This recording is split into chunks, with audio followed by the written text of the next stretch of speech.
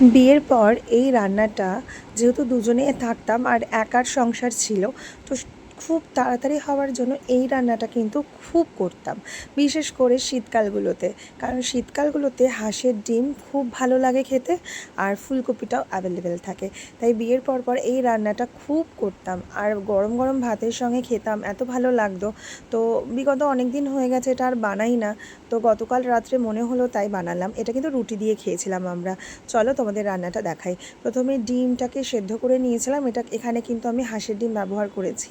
তারপরে নুন হলুদ দিয়ে আমি ডিমটাকে ভেজে নিয়েছিলাম।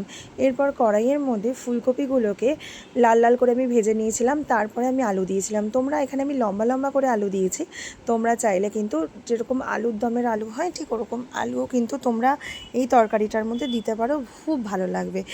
এরপরে আমি মোটামুটি একটু ভাজার পরে কিন্তু আমি নুনটা অ্যাড করেছিলাম, সবজিটা দিয়ে নুনটা আমি দিইনি। আর যেহেতু জলটা প্রচুর বেরিয়ে যায় আর অনেকটা সময় লাগে ভাজা হতে, বিশেষ করে ফুলকপিটাতে, ওই জন্য আমি ফুলকপিটা রান্না করলে আমি নুনটা একটুখানি পরেই দিই, মোটামুটি ফুলকপিটা ভাজা হয়ে গেলে।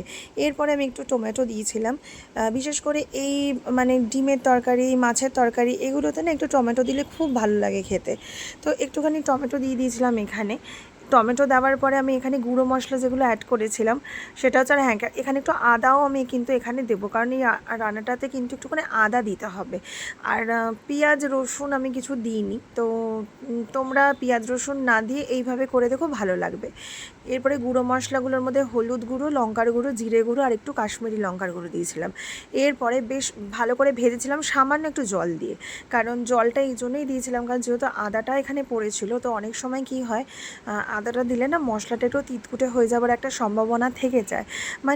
যারা পারে খুব একটা, আমি অতটাও ভালো করে মশলা ভাজতে গিয়ে যদি পুড়িয়ে ফেলি, তো ওই জন্য আমি একটুখানি দিয়ে দিই, রাখি সেফ সাইডের জন্য। এরপরে আমি জল অ্যাড করেছিলাম, তোমরা যতটা পরিমাণে যে ঝোল খেতে চাও।